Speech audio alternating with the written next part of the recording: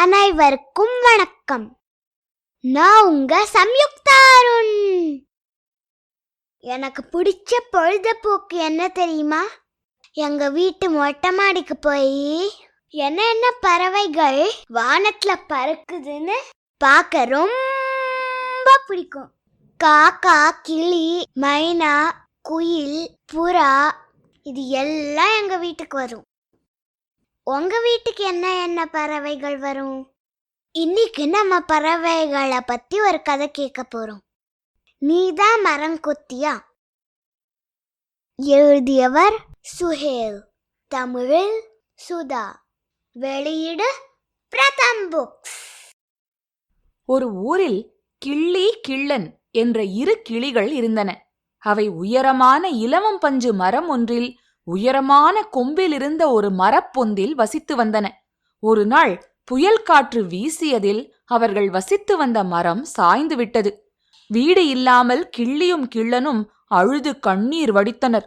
அவ்வழியாகச் சென்ற காகம் அப்பறவைகள் அழுவதை கேட்டு நின்றது.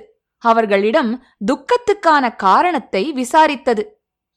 எங்க மரம் விழுந்துருச்சு, எங்களுக்கு இனிமே வசிக்கிறதுக்கு வீடே இல்ல என்றன.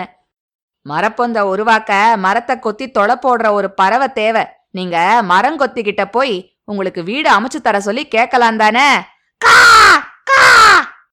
என்றது காகம். எனவே கிள்ளியும் கிள்ளனும் மரங்கொத்தியை தேடி புறப்பட்டனர்.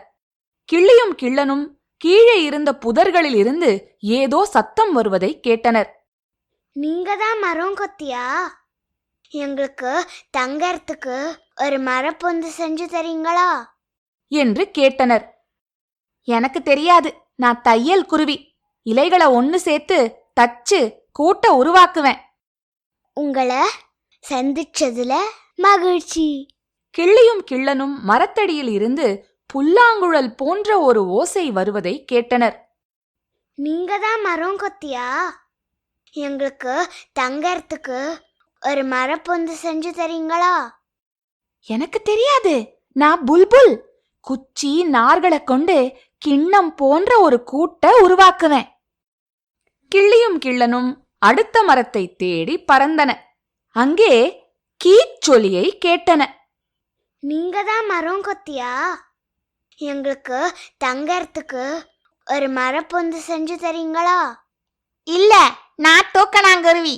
நான் புற்களை நெஞ்சு என்னோட தொங்கர கூட்ட செய்வேன். கிள்ளியும் கிள்ளனும் கீழே இருந்த புதர்களை பார்த்தனர். அங்கு ஏதோ சத்தம் கேட்டது. நீங்க தான் மரங்கொத்தியா? எங்களுக்கு தங்கறதுக்கு ஒரு மரப்பொந்து செஞ்சு தரீங்களா? இல்ல, நான் ஆட்காட்டி குருவி. நான் தரையில கூடு கட்டுவேன். நமக்கு இனிமே வீடே இல்லையா என்றது கிள்ளி. நம்பிக்கைய இழக்காத, இன்னும் தேடி பார்க்கலாம் என்றது கிள்ளன். டொக் டொக் டொக் டொக் டொக் டொக் டொக் டொக் டொக் டொக் டொக் டொக். கிள்ளியும் கிள்ளனும் ஒரு மரக்கிளையை கொத்திக் கொண்டிருந்த ஒரு பறவையை பார்த்தனர். நீங்க தான் மரங்கொத்தியா? எங்களுக்கு ஒரு மரப்பொந்து செஞ்சு தரீங்களா? ஆமா, நான் தான் மரங்கொத்தி. ஆனா நான் எனக்காக கூடு செஞ்சுக்கிட்டு இருக்கேன். நீங்க வேற யார்கிட்டயாவது போய் கேட்டுக்கங்க என்றது அந்த பறவை.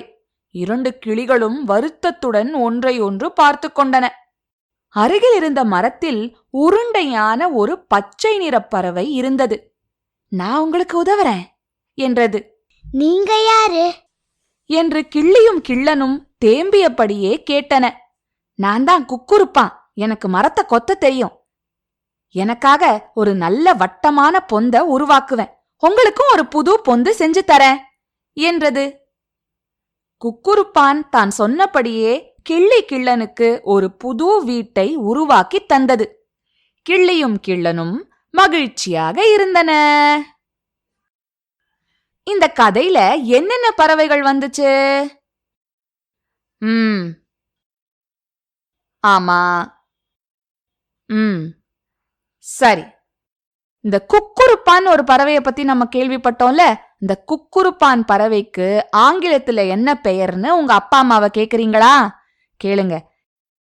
இந்த கதையில வந்த கிள்ளிக்கும் கிள்ளனுக்கும் வீடு தேவைப்பட்டப்போ மரங்கொத்தியால அதுங்களுக்கு உதவி பண்ணிருக்க முடியும். ஆனா மரங்கொத்தி உதவி பண்ணிச்சா? இல்லல்ல. யாருக்காவது உதவி தேவைப்படும் போது நம்ம உதவணும்ல குழந்தைகளா. அது நம்மளால முடியும்னா கண்டிப்பா நம்ம உதவணும். சரிதானே? அதனால உங்க வாழ்க்கையில யாராவது உதவி கேட்டு உங்ககிட்ட வந்தாங்கன்னா மரங்கொத்தி மாதிரி இருக்காதீங்க, குக்குருப்பா மாதிரி இருங்க. என்ன சொன்ன? புரிஞ்சுதா? புரியலையா? போய் உங்க அப்பா அம்மா கிட்ட கேளுங்க நான் என்ன சொன்னேன்னு. இன்னொரு கதையோட சிட்டுக்குருவி பாட்காஸ்ட்ல உங்களை சீக்கிரமா வந்து சந்திக்கிறேன்.